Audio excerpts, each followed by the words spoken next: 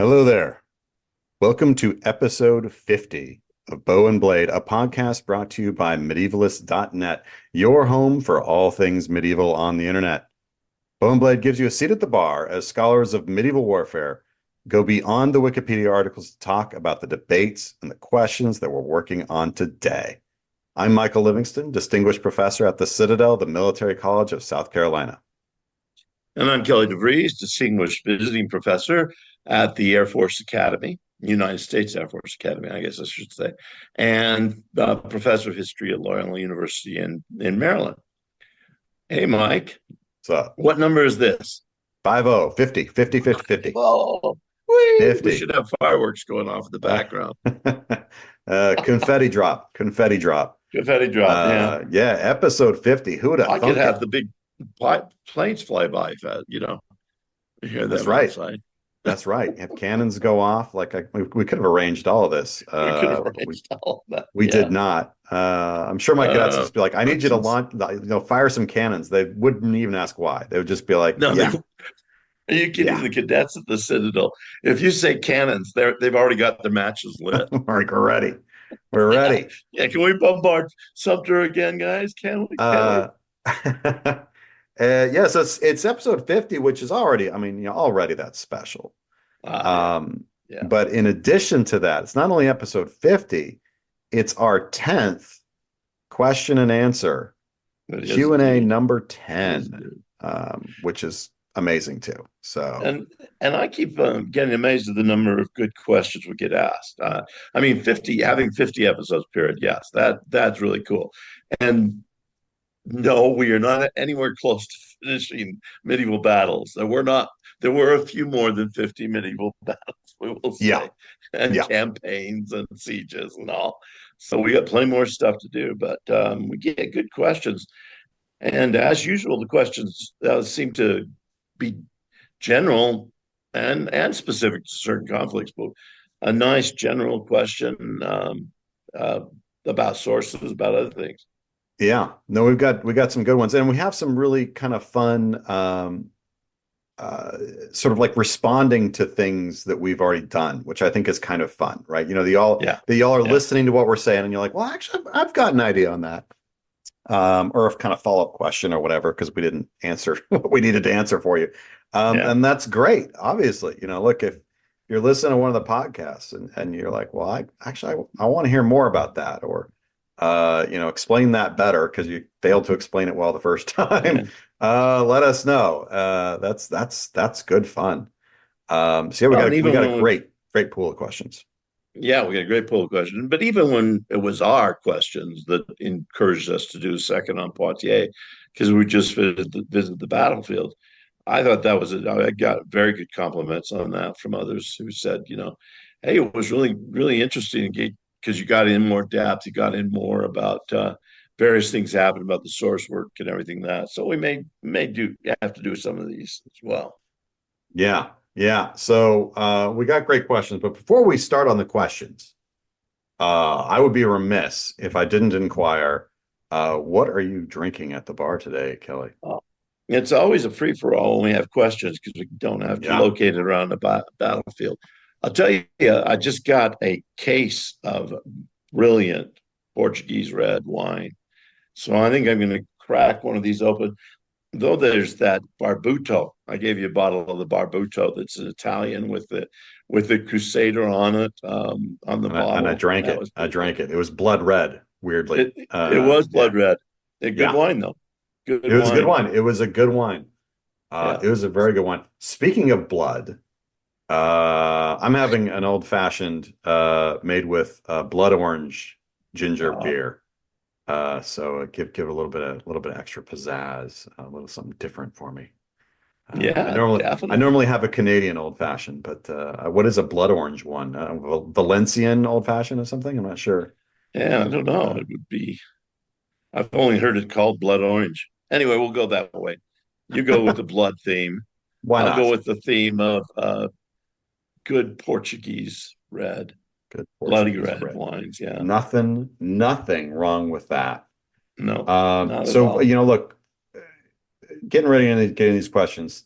Thank you all for listening. We probably don't say that enough. It's Yeah, incredibly kind, incredibly amazing. Some of you have written not with questions, but just with the thank you for the podcast.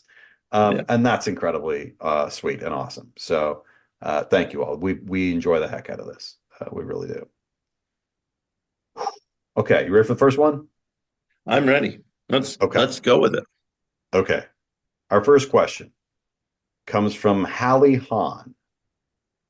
And Hallie Hahn writes, first says says, I am a faithful fan of your podcast. Thank you. Thank you. Yes. Yes. And faith is correct. Faithful, It faithful, yes. One should be a faithful fan. not a Yes. faithful fan. Yeah, not a faithful, but a faithful. Thank you for producing content on medieval warfare. You're most welcome. Thank you for listening to it. Geography's impact on battle outcomes is a consistent podcast theme. Yeah, that's my Mhm. bad. That's my bad. Yeah. However, Yeah. what about weather? Have there been any battles other than Towton where atmospheric conditions played a significant role in either how the battle unfolded or its eventual result? Uh, What a brilliant question. yeah, my And you know that's that let's begin. I mean, there's no question on Town. yeah, When the snow is blowing on the battlefield, and it's not just falling, but it's blowing in one direction, and it alters the flight of arrows because the one side gets about 20 meters further than the other, just because the wind blowing against the arrow. So yeah, definitely a Town. What other ones you thinking? well, so this and I again I love this is like you said, a great question. A great Mm, question. Um, because it is absolutely um inevitably there, right? The weather matters in every battle because the weather's always yeah, there, you know. yeah, Um, I will say one of the things that is hard is that too often we don't know what the weather was yeah, when it comes to ancient and medieval battles. You'll get references to the sun. And we've talked about this in several podcasts. This sort of cliche, the sun was in their eyes, which is usually complete and utterly made up. It's a motif of war that goes back to the ancient world. Um, uh, but that's kind of trying to take account of weather. You also yeah, have battles in which people will try and explain what happened using the weather. Crecy is actually an instance of yeah, this. yeah. It One of exactly is. the one of the stories about Crecy is that the it rained that morning, and the English longbowmen had put their the strings of their bows under their hats and thus kept them dry. And the crossbowmen on the French side did not do that. And so theirs were wet. And so that's the reason they didn't perform as well. To which Kelly and I have laughed many a times Yeah. about this notion, which fails in, like even to understand how those weapons work and what happens to them if they got wet. Let alone that it's only one English source that that says this, yeah, and it clearly doesn't. You know, it's clearly, oh, this is why the English were better. And then you say, yeah, except for that's assuming that the crossbow strings are not covered themselves. When we know that almost always they were covered with leather, and the leather sheath would be taken off before the battle, so they had their own raincoats on. well, and this source says that they got wet and therefore they were too tight to to loose the crossbows. Which like that's not what happens to that if it gets wet. It should get looser. It'd actually be They should easier. lose. It'd be Yeah. easier to use, not harder. Uh, and if you want to know about that, you can go talk to a fellow named Boethius and what happened to him, and how the Mhm. Romans executed him about what happens to wet versus dry leather. Uh, yeah, so yes, weather shows up a lot. Um, Yeah. one of the difficulties we have is knowing um, whether or not it really was there.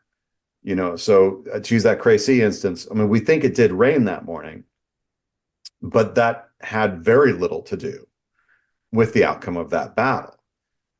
It's in the effort to try and um, sort of give an explanation to what has happened that people sort of grabbed onto that, right, and utilized that in the same way that oh, the sun was in their eyes and that's why it went. That almost assuredly it was not in their eyes. That's just trying to give some kind of explanation to an inherently chaotic thing, which is battle, Mhm. and the outcome of it so often being the chance of some one dude ran away, which caused this other thing to happen, and who knows. But you can't, after the fact, reconstruct that usually. So the monks will instead say, "Oh, the sun was in their eyes and they couldn't see." So it's a great question, Yeah. but like to try and say, "Oh, this battle for sure turned on the weather." Um, there's not a lot that I can think of. Well, I mean, there's every once in a while you get it on land battles. I mean, Battle of Rosbeck, it appears that when the French are coming in, the Flemings have established their position, that the French recognize that the sun is coming in off their backs.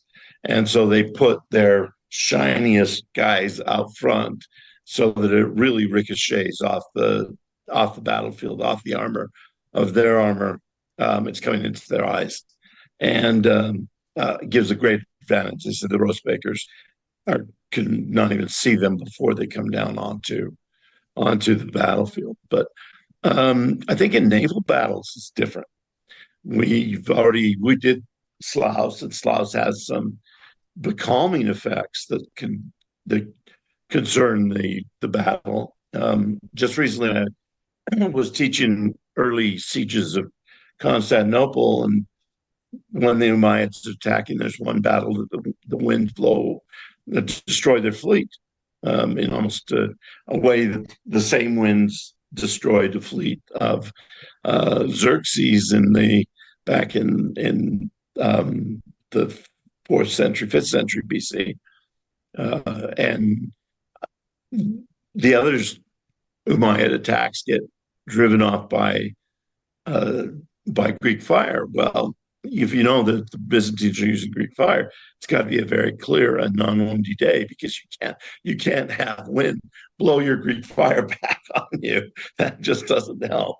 So there are things we can maybe take out of sources a little bit, but other than generals just wouldn't fight if it was really, really bad terrain and bad weather affecting the terrain. The only ones I could think of who do that and get completely bogged down is the Dash Corps. Yeah, yeah, and that's it's yeah, the weather at Agincourt, we if you go back and listen to that podcast, which was episode, I don't have it up yet. Hold on. I'll think of it. Where is it? Where is it? Episode 38. Episode 38. Episode 38. Yeah, I mean, we talk about this, right? That there was the heavy rain. I sort of talked about this as one of the reasons to think the battle didn't take place exactly how everybody has it, because the men getting bogged down in the mud the French getting bogged down in the mud is so vital to what happens there. And Yeah, the English don't get bogged down. Well, the English therefore did not advance from their initial position. Um, so yeah, that's very much a case where you have the sort of precondition of the field. It's not pouring rain during the battle, but the previous weather, the overnight weather, has absolutely changed that field, yeah, and introduced this problem. Um, yeah, that's absolutely the case. And you mentioned naval battles. Look, the sea is just a reckless beast, and it's always going to be a problem. Which is why it's never a great idea to fight those battles. Um, yeah, and uh, it's not always even um, kind of the treachery of weather. Obviously, this is an ancient battle, but Kelly and I have both been to the battle site um, in Greece, an ancient battlefield, with our friend Michael, who joined us to talk about Thermopylae in episode 47, in which a battle takes place on in heavy fog, and both armies trying to sort of see what's going on, send scouts up, and they don't know it, but they're on opposite sides of a ridgeline, and they send scouts up, and the scouts run into each other up at the top of the ridgeline, like, oh Yeah. my God. Hey, And how you they doing? and they start fighting, and then the fight kind of like their yells bring everybody else, and pretty soon you have the Battle of Kinneskephali, which is an amazing battle, but was not like nobody intended for that battle to be fought that day or that No. way. Just the dumb luck of weather, and that they both like, well, let's send somebody up to high ground, and it happened at the same time. So yeah, weather's absolutely constant. Yeah. Terrific question. Terrific question. And Um, and we shouldn't just talk about weather being bad because the battles like Battle of Mons-Bavel, where the it's obvious the soldiers are so dry, that it's been a dry day and they're so dry, and now they're getting to the point they've been on the battlefield so long that they're sucking this sweat out of their hilt to get some liquid, some moisture. So a perfectly fine hot day is not a good day to fight a battle either. yeah, yeah. I mean, yeah, dry conditions. Yeah, the Battle of Hattin. Yeah, another Oh one yeah, where yeah, perfect example. just the Battle of awfulness of Nayara. weather. Um, yep, which we did the Battle of Nayara in episode 19. Yeah, Uh, episode 19. Hattin we have yet to do. We still have Hattin in front of us to do at some point. Um, so look, Hallie, that's a great question. That was a great question. We'll try. I'm going to try and kind of have it in the back of my head now for any kind of upcoming battles or whatever. Be like, okay, this is what we know about the weather, right? yeah. Um, yeah, great question. Great question. Greg Scott. Greg Scott writes, Greg Scott listened to our episode on Poitiers, Hmm. um, and in fact listened to our second go around in Poitiers, because we've done Poitiers twice. We did an episode 23, and then we revisited Poitiers in episode 44, in which we talked about, like, I had not been to the battlefield. Kelly hadn't been there in quite a while. And so we kind of talked about what we now thought about having gone there. He listened to the second episode for sure. And so he's commenting on this Italian source that we talked about, Matteo Villani. Um, and Matteo Villani describes the English burning all of the booty that they had before the battle. Hmm. And I said, well, I don't believe anything Villani is telling me about anything at all when it comes to this battle. I believe him for the days leading up to the battle, but after that, I think he's full of it. And Kelly kind of disagree with me here. Greg is going to try and throw Villani a bone here. So he says, regarding Villani's idea that the English ordered the burning of booty at Poitiers, here's my thought. Burning the booty, rather than leaving it in a pile in the camp, would discourage the troops on the line from slipping away to grab some and run for it. With the booty burnt, the only hope an English soldier would have for a big payoff would be to stand and fight in hopes of capturing a French nobleman. Not just French noblemen, but at this battle, and it is Villani, but others as well who talk about the amount of treasure they got from the French capture of the French camp Yeah. with John in it as well. That it probably was much more than had been acquired from these countryside chevauchés that they had been on before, which was presumably the booty they burned.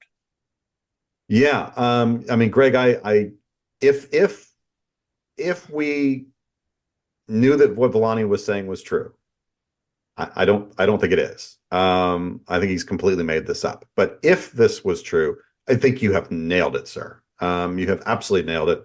I think that would be exactly what was going on, right? Yeah. That the Black Prince was really concerned. He was in such desperate straits. He was worried that men would grab what they had and slip away in the night. They knew the battle was coming the next morning. They'll slip away. And yeah, we're going to stop that right in its tracks. We're going to burn all this stuff. The only way you have of surviving is of having anything to show for this. I mean, you could slip away in the night anyway, but you won't have anything to show for it. If you want anything to show for it, you got to fight and win tomorrow. Yeah. Um, I mean that's brilliant. That's brilliant. Again, I think it makes I don't think that's I what think it happened, makes but sense. I think it makes sense, and I also think it makes sense because we have in the Black Prince's letter. I mean, he talks about the desperation that yeah, about the desperation he is in. He plans. It seems to me he plans a route of escape, but the only way he's going to be able to do it is if he doesn't have wagons loaded down with treasure as well. So burning that eliminates the necessity for a cargo um, to travel at the speed of the cargo that they're carrying. So there's a couple of reasons that I can see why it would have been done. Villani is, however, the only one who mentions that this is what happens. yeah. He's the only one that says anything remotely like this. Our other sources say that the wagons are actually sent um, to the rear, that he is sending them already ahead on the road because he's trying to withdraw when the battle actually kind of happens, sort of abruptly happens. He thinks he's got time to withdraw, and he does not. But he has sent the wagons ahead of him, which is where they normally they would be behind because right they're laden down with everything. But he sent them ahead because he knows he's going to probably be doing a rear guard action to try and protect them. So it actually says he's protecting the goods Yeah. as opposed to burning it. And yeah, the consistency of our stories, other than Villani's just out on his Oh, I own. think so. I think he could be worked in a little bit better, as we've said before. But I also think that Villani says that the burning takes place only just before the battle. So that could fit in with his original plans of having the wagons and being able to protect them on a flight away. When he decides to give battle, that's when he burns the treasure. I think it has him starting the fire in the pre-dawn hours. Yeah, yeah, but that's after he's decided that the French have decided that they're going to do battle, and the Black Prince has decided he's going to do it as well. So Yeah. Well, but Villani's got him in a Wagenburg. Um, he has the yeah, English in a Wagenburg. Has the booty. The booty is piled up in front of the Wagenburg, in between them and the French. It's just ludicrous. I throw Villani out a window when it comes to Poitiers. yeah, I think he is absolutely our best source up to the battle. But I think his source, and I think Kelly and I agree on this. I think we very yeah, much disagree on the usefulness of him after the battle begins. But I think we both agree his Villani's source is connected to the Cardinal of Perigord, who's going back and forth. yeah, yeah. But the thing is, the Cardinal of Perigord, the night before the battle, leaves because he Yes. knows it's not going to go to anything. He's gone. He's hours away at this point. And so, yeah, I don't think he has a clue what has happened in the battle. No, And Villani no. just makes it all up. And that explains why it doesn't match anything, but also explains why he's so good for the negotiations, for all the messages that are going back and forth about, like, where the mental state was of the two sides. Man, Villani's so good, Yeah, yeah. right up to that And point. and the one thing is, I mean, if you're teaching military history and doing it in general, you want to have these negotiations explained. Yeah, We've got the same thing in Tournai, where just before the siege breaks off, Edward breaks off. They've got a huge conclave where they're meeting and to talk about it. I mean, a war council, if you will. But even then, there have been cardinals there negotiating. The Duchess, Dowager Duchess of or Countess of Hainaut has been there, uh, and so and fortunately we have some really good Hainaulter and Flemish sources, Brabantese sources as well, telling us because Edward says nothing except they met with this war council and all fell apart. yeah, But all these negotiations that have taken place before are very important. So Villani, yeah, don't throw the baby out with the bathwater, because Filani on up to the battle is the best source we've got, no Yeah, question. and he's so good for that. He's so good for that. And it's not just like that it's good information that he's giving us about the negotiations. He he does it with like such like great language. I mean, it's like really it's a great story of that too. Yeah, I mean, yeah, it's fun. It's really and fun. it's language that an educated cardinal would use. Yeah, So yeah, yeah. So Greg, look, your explanation, I think is, I mean, if it was true that that happened, dude, I think that's absolutely right. I just don't think it's even remotely true. But speaking of Poitiers, man, it's like people listening to Poitiers just got all excited. We have a Q and A from Fantastic Legions, which is a fantastic name to give yourself. I love it. Listening to your episode revisiting Battle of Poitiers, I was struck by how few sources we have for such a large and important battle involving so many people, particularly of the high nobility. After all, a king was captured. Can you talk about the reasons why we have so little documentation on battles like this and others, especially for the Hundred Years' War? I know the answer is probably different across different times and places, but the Hundred Years' War feels fairly modern in that there are many literate people writing, some sort of government bureaucracy, administrative needs, memoirs, that sort of thing. So yeah, I guess let's take this in pieces. Why do we have fewer sources for Poitiers than for, we'll say, Crecy? Because Crecy's 10 years earlier. And we have way more for Crecy. So why do we have so many fewer for Poitiers, Kelly? yeah, I mean, well, first of all, let me back up and talk about Crecy for a moment, because Mike and I were doing a case book for Crecy, the one that then wins the Society of Military History book prize. You initially we were going to take it all the way down to Shakespeare, weren't we? And Yeah, it was, yeah, and we had to cut it back to 1400 because we already had 80 sources. Um, 81. 81 81. sources, yeah. And then there were smaller sources found afterwards by some people that we did not include. They didn't say anything, but they did not include it. Uh, there were things at Crecy that were of great interest. So at Crecy, we have 10 Italian observers who write very early. And that's because of the banking situation that goes back and forth with Edward having borrowed monies that he's not paying back to two banking firms for his wars in 1340. At Poitiers, we don't have any of that. There's a lot, so there's not a lot of interest outside. There are maybe a reference and say, oh, there was a battle fought at Poitiers, or they'll usually, if it's an Italian source or German source, they have no clue what Poitiers is. So they'll just use a term and they'll say where the king was captured. Yeah. And that'll be it. So there is interest that it has happened, but there's not the, well, there's not the interest outside because they don't have the money tied into it.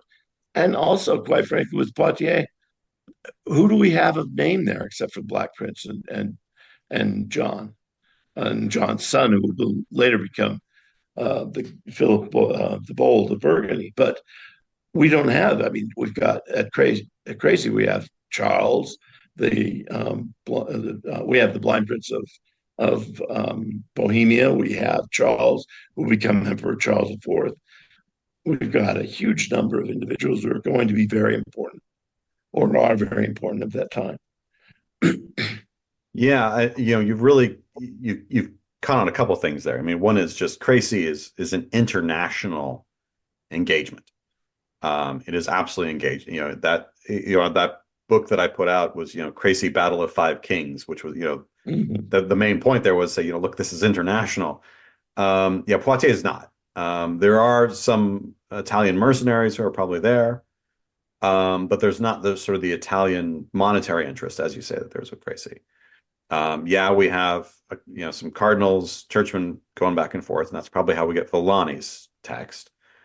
But Crecy, you had that and then some, right? And so you have all these Bohemian sources, you have Italian sources, you have German sources, you have all the Low Countries sources. You have like the level of engagement at Crecy is just a much Yeah. bigger scale, and the armies are much bigger scale, right?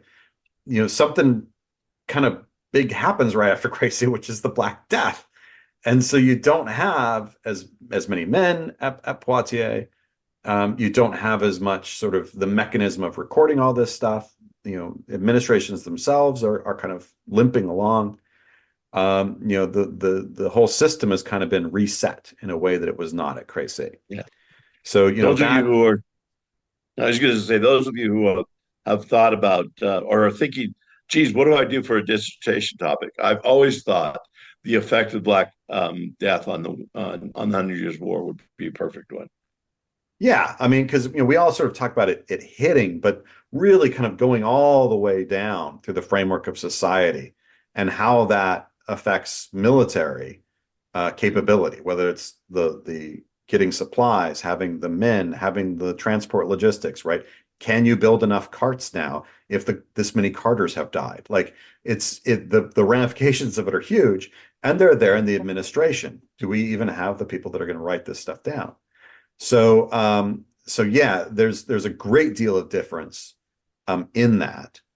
Um, there's also I think something to be said for the fact that Crecy uh, was subject to mythologizing far quicker than just about anything else. I mean, Poitiers is in its own category, or sorry, Crecy is in its own category as far as this massive, immediate mythologizing. Um, part of that's Crecy itself. Part of it's Calais falling right on its heels. It becomes this central myth so rapidly, and Yeah. therefore gets a lot written about it.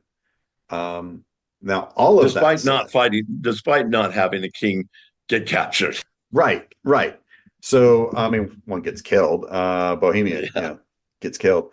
So now, having said all that, I would say, um, when Kelly and I sat down to do the Crazy Casebook, as he said, we thought we could have all the sources and take them all the way to Shakespeare and fit it all in a book. Once we started building that casebook, we realized that instead of, and I have to look back to see what the number was. I don't know if we had 30 or something like that sources that anybody talked about. Yeah. That instead it exploded to 81 and we had to cut off at 1400. I don't think anybody knew there were that many, right? The main books that everybody, I'm not going to name names, but that everybody, I'm the expert on this. They did not have 81 sources. Yeah. Nobody knew there was that many until we started looking for them. And as Kelly said, we have since found a few that probably ought to have been in there. Thankfully, not huge world-changing ones, No. but for No. full coverage, should have. So there are probably more sources on Poitiers than we all know about, right? Because nobody has sat down to gather up every source. Will there be 81 before the 1400? I do not think so. But I'm not going to say, hey, it's not existent until people have tried to find it. There might be some more. There Mhm. might be some amazing ones that nobody's dealing with.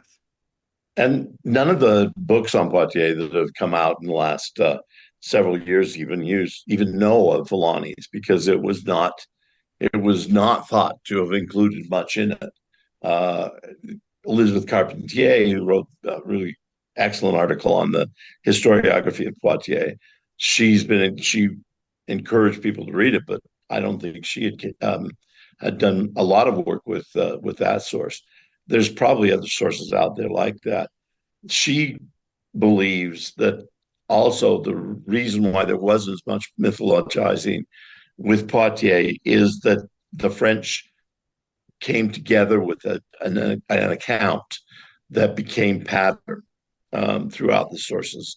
uh, even down to and included Foissard. Uh, and so that may have been a reason that that there wasn't a large number of sources for Poitiers. I don't Yeah. know. I think it's simply. I'm with you. I think people simply haven't looked. Yeah, and I mean, I'll say, look, Assumption used Villani. So some Yes, people she have been did. using him. And but yeah, the fact that you get, as Carpentier says, a kind of standardized story so quickly, I think again part of that is there's um so few people with the ability to be doing that work that it kind of enables this kind of getting one story and then everybody just kind of leaves it alone.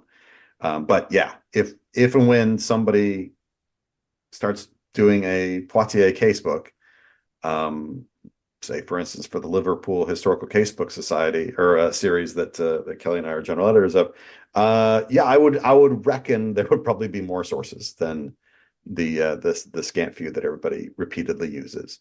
Um, and I would hope there'd be some that are, like to me the most interesting sources on Crecy were the ones we did not know about, Yeah, right? That the nobody was using, and we Dupont's. found, and we're like, oh my God, this is the best source. Um, yeah, I would hope that happens. Because yeah, And they were the most contemporary too sources because yeah, they were both from people who were on the yeah, battlefield, yeah. and nobody had Eyewitness, counted them amazing, before. amazing Yeah, stuff. So yeah, look, it's a terrific question. Fantastic Legions. It's a terrific question. Um, I think, at least from my perspective, when we try to think about number of sources, we have to take Crecy and like pull it out of the pool because it sort of taints our perspective of of how things should be. To your kind of bigger question of why do we have so little documentation, given the levels of bureaucracy and administrative things going on. I will also say that much of what you've just mentioned, those administrative documents, have been very, very little utilized. yes, Very little utilized. yeah, In fact, I would say there is a very good chance that there's a sizable number of Crecy related administrative documents that we do not have in the casebook because Kelly and I didn't track them down. We didn't find them. I'll straight up admit that is a likelihood. yeah, We have some in there, but probably we did not track down every instance of the word Crecy in every ledger that that the crown had, or that some local lord had, or whatever. This is going to be a never ending sort of hunt for these things. Will those things make a difference? They may or may not. But there's probably more stuff out there, right? I yeah. mean, when we found Well, that ransom note, right? We didn't yeah, we that didn't was that anticipate was that, crazy. right? Everybody said that no ransoms were taken at Crecy. Yeah, Um, and like and we we're in the were, British Library. yeah, we're the British Library because we were looking at this kitchen journal thing and some other stuff we were looking at. We were it's still in the process of tracking down where that was, is what was happening. So, and yeah, it was like late in the day. They were getting ready to close. And I think you were like, well, because I was finishing stuff up. You're like, let me just see what else they have in the catalog for Crazy. Yeah, And you yeah. you The came first time we back. put Crecy in the catalog. Yeah, you came back and you're like, well, there's all the stuff we know about, but this one thing popped up and I don't know what it is. So I ordered it. And yeah, the box came up and we opened this little slip of paper. I mean, it's like an inch and a half by 6 inches or something like that. It's a dinky Yeah, little it was thing. triangular too. So they kind of wrote with, and it went, the lines were never the same number of words because Yeah, were and they using they every bit of cut it off as something else. So they had this thing. It's just this little thing. We're like, what the heck? And yeah, we started like I was trying to speed read it. Thankfully, we had another scholar go back and didn't do it for real. Yeah, But yeah, just trying to speed read it in the 15, 20 minutes we had before they were going to kick us out. Like, this is a ransom note. Like, what is going on? What? There are no ransoms. We're looking at one. yeah, That there's more stuff like that, right? yeah. That, hasn't been cataloged or was cataloged and that catalog's not hooked up to the internet. And so you won't know about it unless you go to the monastery of who knows what it's called in the middle of nowhere, France. Like, who knows? Like, there's probably a lot more stuff. So, Yeah. um, Yeah. all that to say, hey, somebody go find us more sources. So let's take this in a different direction because my students had a question just last week. We were looking at the early sieges of Constantinople for a class I teach on fall of Rome, fall of Constantinople, and there's really good sources, actually good sources for the Umayyad attacks. They have four or five of them, but there are less for both the Bulgarian and the Rus attacks that take place after the Umayyads have been replaced by the Abbasids. Suddenly, the uh, the Byzantines have to look towards Europe to see enemies, and they've got the Bulgars and they've got the Rus, and so one came out, Kiev and Rus siege of 907. This is the right after Kiev and Rus had been founded by Oleg the Wise, who's described in sources as Varangian, Viking, and Rus prince. And he moves and attacks in a very detailed account, attacks Constantinople. And he does so, we're told, with 2,000 wheeled boats. But that is nowhere in any Byzantine source. If you were going to say there was a siege of 907 that looks fairly substantial, it is only recorded in the Russia primary chronicle, the Novgorod First Chronicle. So it's fairly good source, but not a whisper in any Byzantine source that Kiev and Rus besieged Constantinople in 907, let alone what, if anything, a wheeled boat was. Yeah.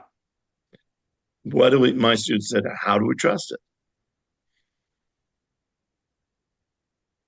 How do you trust it? Like, should we trust it? Is that the question? Well, I think, should we trust it? Yes, that's Yeah. always the question. Because this one is so lengthy and in a fairly good source, even though it's not copied, we don't have an original Novgorod allusion in the primary chronicle, which doesn't get written until the 13th century, so quite a bit later. Do we trust it? And if we do trust it, why? Yeah, and why doesn't anybody else talk about it, right? To Mm-hmm. some degree, this is kind of like we were just talking about with with Poitiers and Villani. Villani gives us this amazing detailed thing. Do we trust it or not? And as you can hear, Kelly and I have different perspectives on that. Yeah, And that's yeah. kind of the odd, that's not odd. The cool thing about this stuff, right, is outside of a time machine, there's no way to know. Were there all these wheeled boats?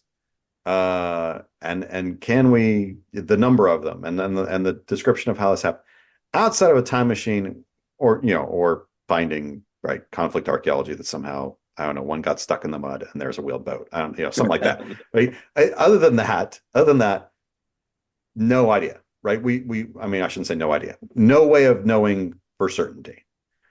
So we're dealing with probabilities and trying to figure out what is the most probable thing.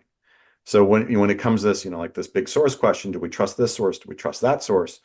We're always dealing with the probabilities of outcomes. And sometimes it's multiple sourcing, right? We have Mm-hmm. multiple independent Yeah. sources are telling us the same thing, and one is this weird outlier. Well, if we have multiple independent voices saying the same thing and an outlier, we tend to think the outlier is wrong and the multiple Yes. independent are correct.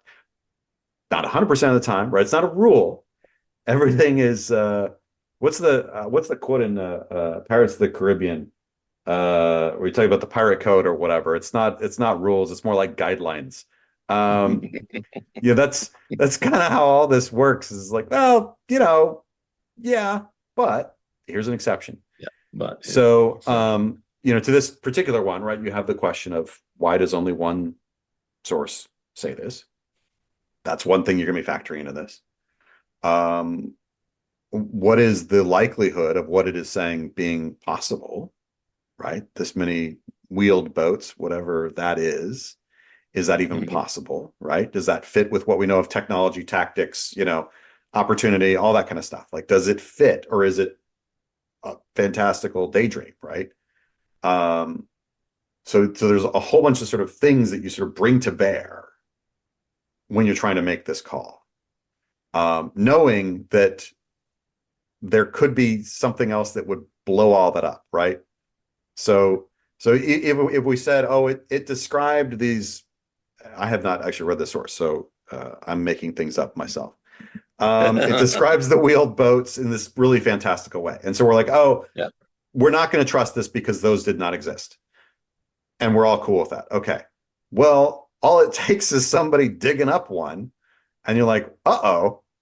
Well, there goes our rationale for thinking that maybe that is believable because now we found one. Yeah. That absolutely can be the case, right? It was easy for people to say, don't trust the sagas that say that the Vikings got to Vinland, which appears to be North America. Don't trust that because they never did until we bloody well found the archaeological remains at Lonzo Meadow. They were Yeah. here. Lots of Oh, medals. we now know Yeah. it happened. So there's always that like something can blow it all up, right? We're always just constructing these probability theories. Yeah. Um, yeah, so that's I don't know. There's my kind of long-winded answer for that. What did you tell the students when they asked? Well, we talked a little bit about sources, and the one interesting thing that I didn't include in my description just then is that we have an illuminator in the 14th century, 13th, 14th century, when the manuscript is illuminated. One of the Russian primary chronicle manuscripts is illuminated, and he also had problem with the wheel boats, so he showed horses dragging the boats along wheels, meaning trees and other things that even the Ottomans will use later on when they bypass the Golden Horn, bypass the chain across the Golden Horn. So he was, even in the 14th century, there needed to be an interpretation, and this is what the illuminator decided to interpret. Now there's another illuminator who's got crazy wheeled boats. Wheels on these boats, they look really crazy. They look like chariots without horses, and so they're even fighting about these interpretations, 13th, 14th century. I I tend, maybe it's because I'm a romantic, I tend to believe that this siege happened, even though we don't have any Byzantine sources, because we have a ton of Byzantine sources that are just not there, or periods that are not covered by Byzantine sources. Yeah, This one's very detailed, and also Oleg the Wise is the man who founded Kievan Rus civilization, which would be very important for 300 years in that part of Russia, down the Dnieper River. yeah. So, Well, it's yeah. I mean, this is why we love what we do. And this in part on honestly, since episode 50, this feels appropriate to intrude on. I mean, this is in part is kind of like where this podcast is sort of originating, right? And the idea you're sitting around a bar, because this is literally what Kelly and I do at the bar, is bicker and argue over probabilities, right? And I'll be like, I think it's improbable that Villani can be trusted for anything. And Kelly's like, no, by God, absolutely that works for this reason. And we sit there for 2 or 3 hours and probably don't actually get anywhere. But we like that's kind of how it works, right? We're sort of throwing things back and forth. Um, And that's how history kind of should work. Yeah. Is your person, well, here's the information I've got, here's how I interpret it, here's my probability. And then somebody else, well, no, so here's a reason that probability won't work.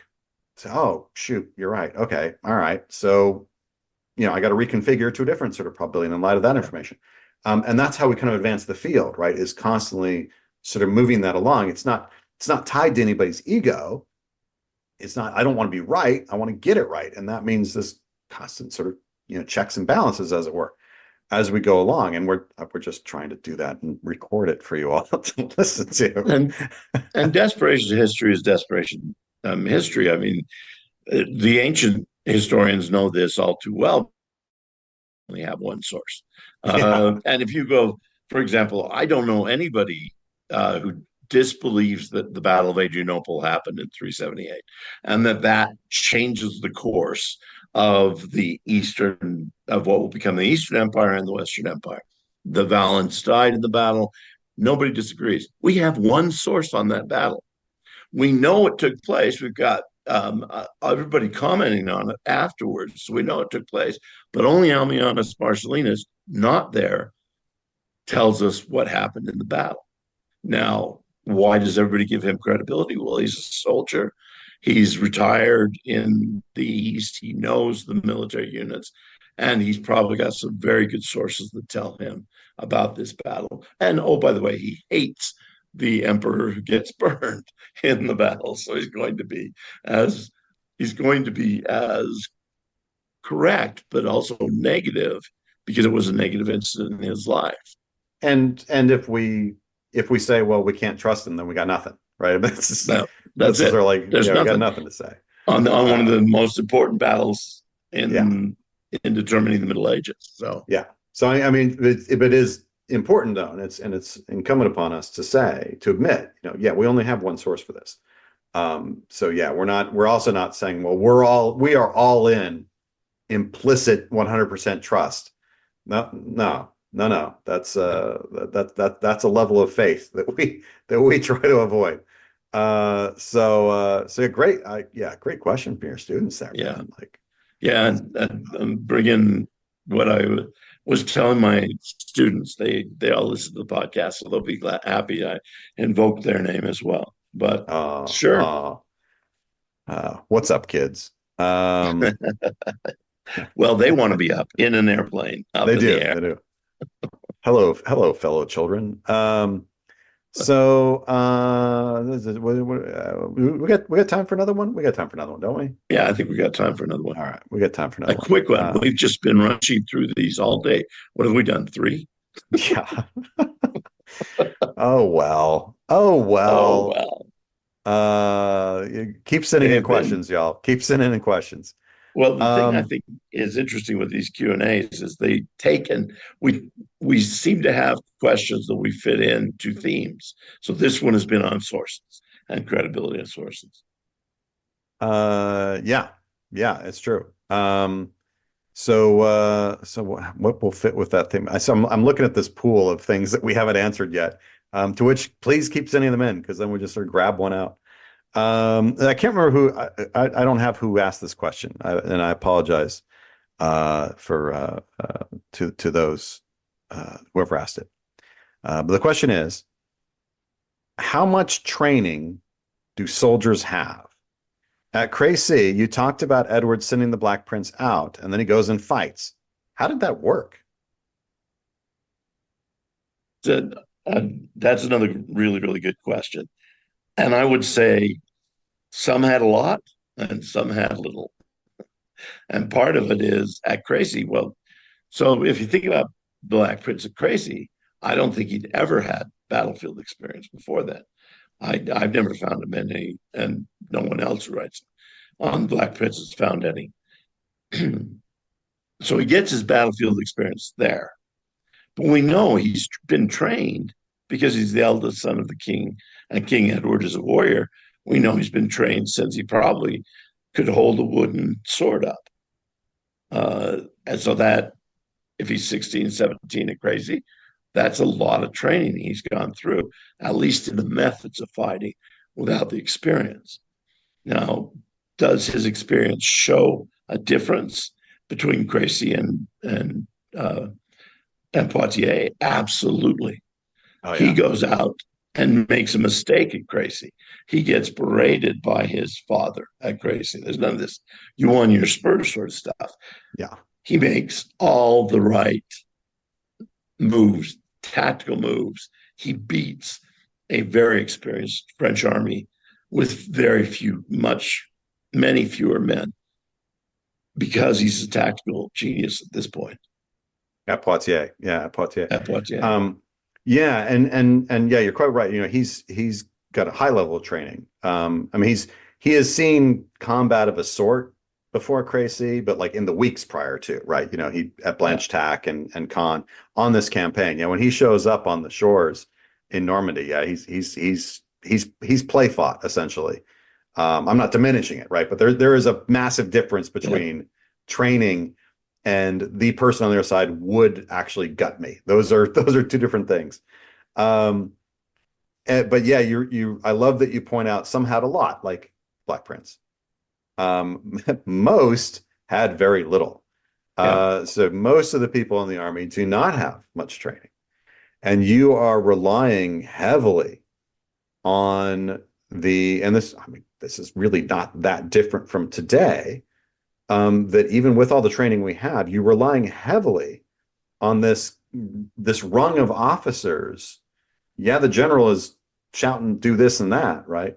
But it's at this much, much lower level of officers that the rubber really hits the road, where they're controlling individual units who can't understand, don't have the big picture, but they're moving to get the correct actions out of people. And at that kind of level, right, your training is minimal to none, yeah. for some of the people that you're in command of.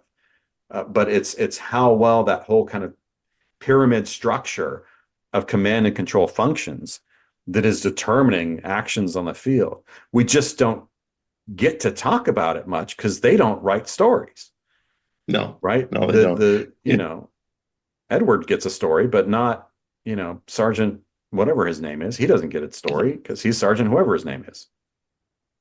And you take a document like the Montpertier's role, where the militia in Florence are told what they have to bring, and so the ones on horseback are told all the equipment they have to bring. The ones on foot are told all the equipment they have to bring. Very explicit. Then they get to the crossbow and say, "Just bring what your commander tells you." Yeah, But that gives an idea that even though that militia is really well practiced, they've been exercised in the art, they still don't have a knowledge about what all their equipment is supposed to be. And that would indicate that they don't have a lot of experience. And yet they go out to the Battle of Campaldino and kick ass. They yeah, win against very experienced knights. yeah. And the other thing, of course, that's telling us is the lack of standardization, right? Mm-hmm. That you also Yeah. don't have standardized because you don't have mass production of this stuff, right? What do you bring in for kit? Well, what do you got? Bring that. Bring that, that's man. that's more the English kind of militia. The Florentine militia are a little bit more wealthy. So So this is a great question, and but it's inherently when, where, and who. yeah, So how much training do they have? Like how to work? Yeah, when are we talking about? Where are we talking about? And who are we talking about? Because class differences make a huge difference. In the Middle Ages, we have the movement from just kind of the feared, the kind of local militia just gather up in response to stuff, to professional, kind of nationalized armies, like in a sort of very modern sense. Like that progress is more or less happens during this period. The major steps for it anyway, makes a huge difference. it And makes a obviously huge where difference. you are Yeah, makes a big and difference too. city militias, the Yep. Low Country cities, the Northern Italian cities, their militias are very good. So good they get remarked upon. So good that they get pushed in fronts of battles, even before the more regular troops are. Rural rural militias, no. They're either Yeah. fodder or they're at the back. Yeah. So, and this is it's a terrific question, and as so often, we're like, well, here's sort of an answer, but unless Yeah. we're really barreling down on a very specific instance, there's just in the end is a lot of variability, which is why we love this stuff. We love this Yeah. stuff because it's so variable, and it's not the same every time. And Um, and I think that this question also shows how the field of medieval military history has progressed. Because if 50 years ago, well, I shouldn't say 50 years ago because I was involved then, but 70, 80, 100 years ago, you'd get people saying, oh, they're just taking peasants off the field. They're just yeah, putting them in, telling them to go stand there with a spear or with a sword. Now, no one believes that. yeah. So these were great questions, everybody. Really great questions. Perfect for episode 50. Yeah. Absolutely Woo-hoo. perfect. Yeah, very exciting. Man, episode 100 will be a party. Yeah, they're gonna lock the doors on us. But next time here at the bar, we're gonna be talking about the Battle of Las Navas de la Tolosa in 1212. So really excited for that. A little bit different. A little something to shout out for our Iberian Peninsula friends. Really looking forward to that, and hope that you'll join us for that. Yeah. Very, very important battle. Yeah. Very important battle. Well, As as ever, a reminder, this podcast is sponsored by medievalists.net. So the best way to support us, other than buying our individual books, of course, is to join their Patreon at patreon.com/medievalists. That's also the absolute best place to drop us a line if you have questions for our next Q&A. Thanks for listening. Cheers, everybody. cheers.